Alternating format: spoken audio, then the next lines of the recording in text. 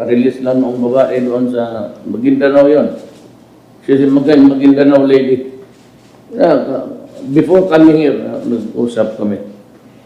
Kasi she was spared. Sabi ko kasi, nabi ko, tayo ninyo yan. Sabi ko sa inyo, I will immediately order the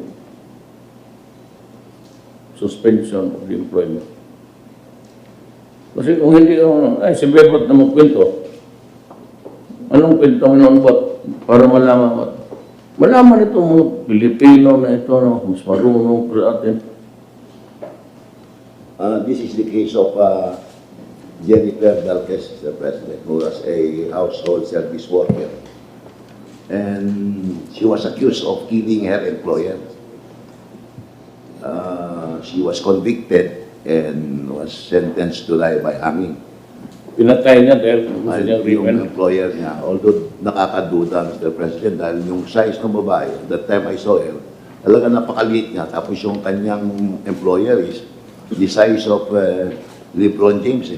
Kaya mahirap paniwalaan na siya pumatay. So, na-set up siya. Anyway, when you learn about this, you told me that you tell the Emirates that if they kill Dalquez, I will declare a total ban.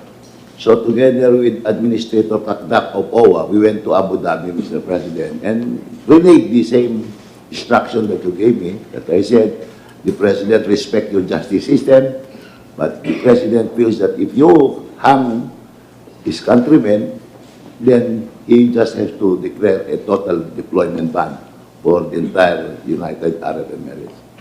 So after that, Mr. President, 2 months after, we learned na kinomute yung sentence niya of death to only 3 years. Kaya hindi pa na-serve yung 3 years, pinalaya na siya. And that's the girl that we... And they are inviting us to go there so that they can you can be hung there. Obviously, natakot sila doon sa sabi niya, Mr. Hindi, kung kasi, what I'm trying to say is, kung hindi ka walang mangyari talaga sa bayan na ito. Totoo lang. If you cannot say better behave.